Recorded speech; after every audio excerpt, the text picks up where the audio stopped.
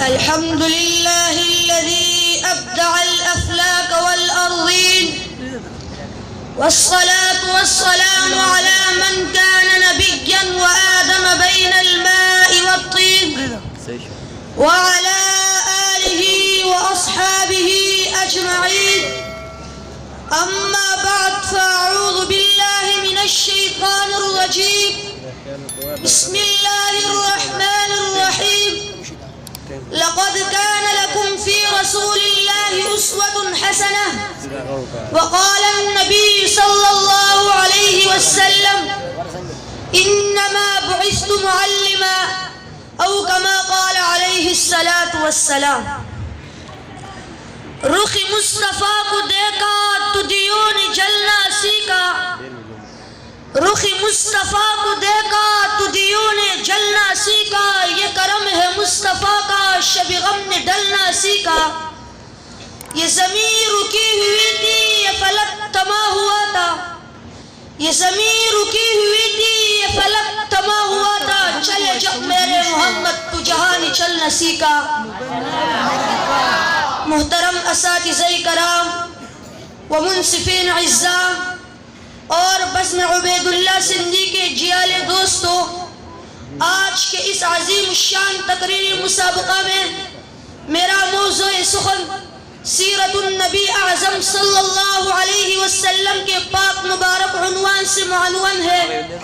سامعین گرامی، ویسے تو سیرت کا معنی لغت میں کسی کی کارکردگی یا کارناموں کو احاطہ کرنے کے آتے ہیں، لیکن آج تک کوئی مصنف، کوئی محدث، کوئی مؤرخ، کوئی مفکر، کوئی مدبر، کوئی مقرر ایسا پیدا نہیں ہوا جس نے آن حضرت صلی اللہ علیہ وسلم کی پوری سیرت کا احاطہ کیا ہو. چنانچہ میں وقت کی نزاکت کو مد نظر رکھتے ہوئے سیرت کی چند پہلوؤں پر روشنی ڈالوں گا.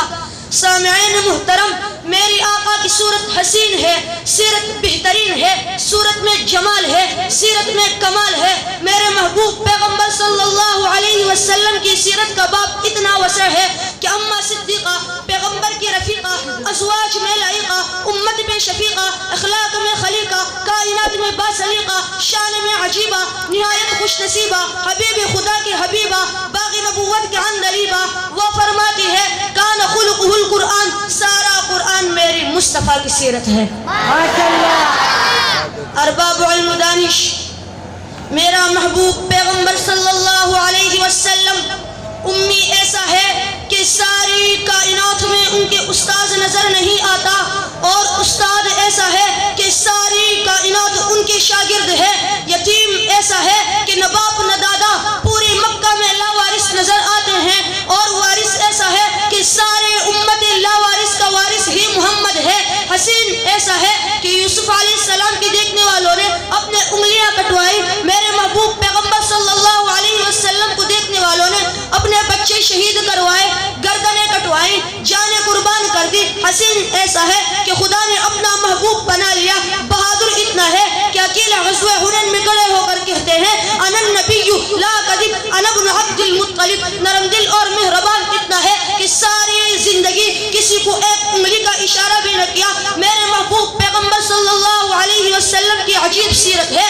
بیک وقت حضور صلی اللہ علیہ وسلم میں دو چیزیں ہیں. میرے مدنی آقا بہادر بھی ہے، شریف بھی ہے، حسین بھی ہے، باحیا بھی ہے، امی بھی ہے، استاد بھی ہے، یتیم بھی ہے، وارث بھی ہے. سامعین مکرم، مجھے کہنے دیجئے، میرے نبی مسکرا کر دیکھے تو جنت کا منظر بن جاتا ہے، غصے میں آ جائے تو قیامت کا منظر بن جاتا ہے، قدم اٹھائے تو سنت بن جاتی ہے، گفتگو کرے تو حدیث بن جاتی ہے، عمل کرے تو شریعت بن جاتی ہے. جو ان کے نکاح میں آئے مؤمنین کی ماں بن جاتی ہے. ابو بکر آئے تو صدیق بن جاتا ہے، عمر آئے تو فاروق بن جاتا ہے، عثمان آئے تو ذوالنورین بن جاتا ہے، علی آئے تو حیدر کرار بن جاتا ہے، معاویہ آئے تو کاتب وحی بن جاتا ہے، ابو عبیدہ آئے تو امین الامہ بن جاتا ہے، ڈاکو اور لٹیرے آئے محافظ و نگہبان بن جاتا ہے، فاسق و فاجر آئے تو زاہد و پارسا بن جاتا ہے، عرب کا چرواہا آئے تو زمانے کا مقتدا بن جاتا ہے. یہ سب کچھ کیسا ہوا تھا؟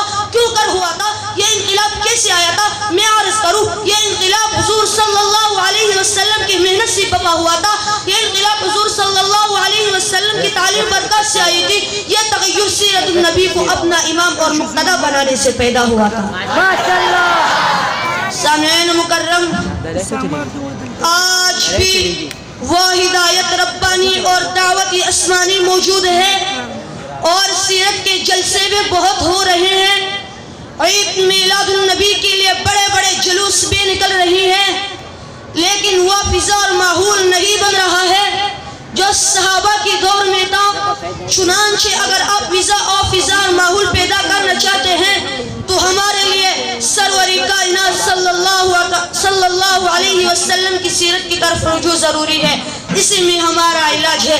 شاعر اسی کی طرف اشارہ کرتے ہوئے تڑپ تڑپ کر کہتا ہے، اصلاح عالم کا اب سامان ہونا چاہیے، اصلاح عالم کا اب سامان ہونا چاہیے، سب کا دستور العمل سیرت النبی ہونا چاہیے.